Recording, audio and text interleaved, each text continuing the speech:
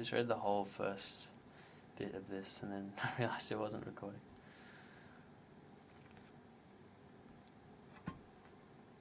In computing, ambient intelligence, or AMI, refers to electronic environments that are sensitive and responsive to the presence of people. Ambient intelligence is a vision on the future of consumer electronics, telecommunications, and computing that was originally developed in the late 1990s by Eli Zelka and his team at Palo Alto Ventures for the time frame 2010 to 2020. In an ambient intelligence world, devices work in concert to support people. Devices work together to support people in carrying out their everyday life activities, tasks, and rituals in an easy, natural way, using information and intelligence that is hidden in the network connecting the devices. As the devices grow smaller, more connected, and more integrated into our environment, the technology disappears into our surroundings until only the user interface remains perceivable by users. The ambient intelligence paradigm builds upon pervasive computing, ubiquitous computing, profiling, context awareness, and human-centric computer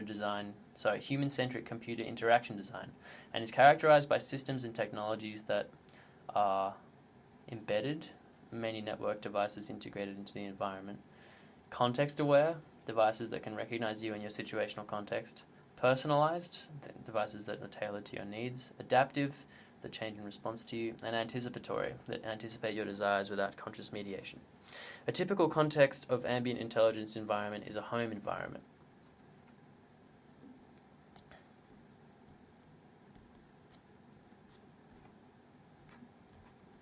More and more people make decisions based on the effect their actions will have on their own inner mental world. There's a little Wikipedia thing saying this information is too vague. I agree. This experience-driven way of acting is a change from the past when people were primarily concerned about the use value of products and services. That also says dubious. And is the basis for the experience economy. Ambient intelligence addresses this shift in existential view by emphasizing people and user experience.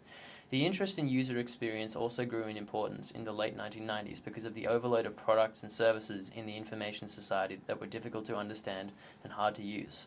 A strong call emerged to design things from a user's point of view. Ambient intelligence is partly influenced by user-centered design, where the user is placed in the center of the design activity and asked to give feedback through specific user evaluations and tests to improve the design or even co-create the design together with the designer or with other users. In order for AMI to become a reality, a number of key technologies are required. Unobtrusive hardware, miniaturization, nanotechnology, smart devices, sensors, etc. Seamless mobile and fixed communication and computing infrastructure, interoperability, wired and wireless networks, service-oriented architecture, semantic web, etc. Dynamic and massively distributed device networks, which are easy to control and program, e.g. service discovery, auto-configuration, end-user programmable devices and systems, etc. Human-centric computer interfaces, intelligent agents, multimodal interaction, context awareness, etc. Dependable and secure systems and devices, self-testing and self-repairing software, privacy ensuring technology, etc. In 1998, the Board of Management of Philips commissioned a series of presentations and internal workshops organized by Eli Zelka and Brian Epstein of Palo Alto Ventures, who, with Simon Birrell, coined the name ambient intelligence, to investigate different scenarios that would transform the high-volume consumer electronic industry from the current fragmented with features world into a world in 2020 where user-friendly devices support ubiquitous information, communication, and entertainment. While developing the ambient intelligence concept, Palo Alto Ventures created the keynote address for Roll Piper of Philips for the Digital Living Room Conference Center, 1998. The group included Eli Zelka, Brian Epstein, Simon Birrell, Doug Randall, and Clark Dodsworth. In the years after, these developments grew more mature. In 2005, Philips joined the Oxygen Alliance, an international consortium of industrial partners within the context of the MIT Oxygen Project, aimed at developing technology for the computer of the 21st century. In 2000, plans were made to construct a feasibility and usability facility dedicated to ambient intelligence. This home lab officially opened on 24th of April 2002. I don't really get what any of this means. Along with the development of the vision at Philips, a number of parallel initiatives started to explore ambient intelligence in more detail. Following the advice of the Information Society and Technology Advisory Group, ISTAG, the European Commission used the vision for the launch of their sixth framework, FP6, in Information Society and Technology, with a subsidiary budget of 3.7 billion euros. The European Commission played a crucial role in the further development of the AMI vision. As a result of many initiatives, the AMI vision gained traction. The AMI vision.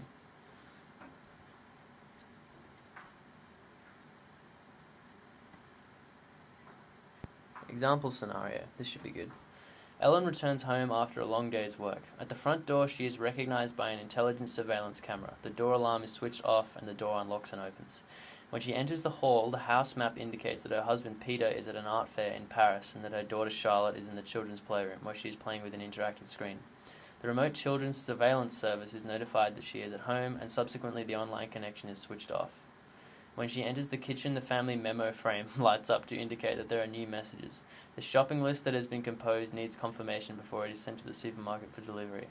There is also a message notifying that the home information system has found new information on the semantic web about economic holiday cottages with a seaside in Spain.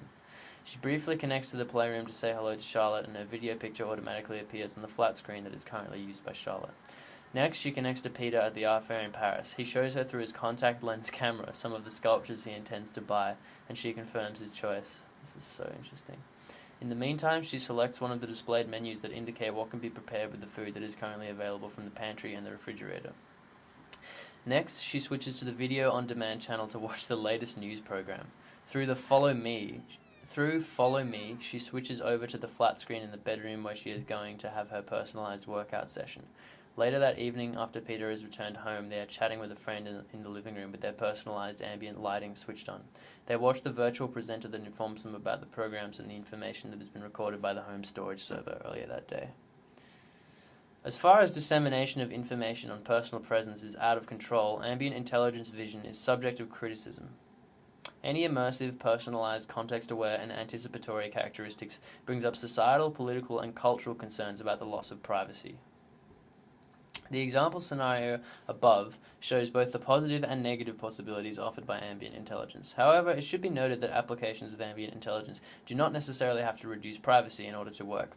Loss of privacy is only an issue in ambient intelligence if it is analyzed by third parties for other purposes.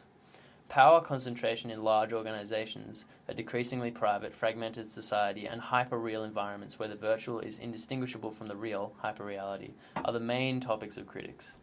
Several research groups and communities are investigating the socio-economic, political, and cultural aspects of ambient intelligence. New thinking on ambient intelligence distances itself, therefore, from some of the original characteristics, such as adaptive and anticipatory behavior, and emphasizes empowerment and participation to place control in the hands of people instead of organizations. The ISTAG, what does that stand for again? Information Society and Technology Advisory Group suggests that the following characteristics will permit the societal acceptance of ambient intelligence. AMI should facilitate human contact. AMI should be oriented towards community and cultural enhancement. AMI should help to build knowledge and skills for work, better quality of work, citizenship, and consumer choice. AMI should inspire trust and confidence. AMI should be consistent with long-term sustainability, personal, societal, and environmental, and with lifelong learning. And AMI should be made easy to live with and controllable by ordinary people. The ISTAG group acknowledges the following entry points to AMI in the business landscape. Initial premium value niche markets in industrial, commercial, or public applications where enhanced interfaces are needed to support human performance in fast-moving or delicate situations. Startup and spin-off opportunities from identifying potential service requirements and putting the services together that meet these new needs. High access, low entry cost based on a lost leadership model in order to create economies of scale, mass customization. I don't know what any of this means. Audience or customer's attention economy as a basis for free end-user services paid for by advertising or complementary services or goods. Self-provision based upon the network economies of very large user communities providing information as a gift or at near zero cost.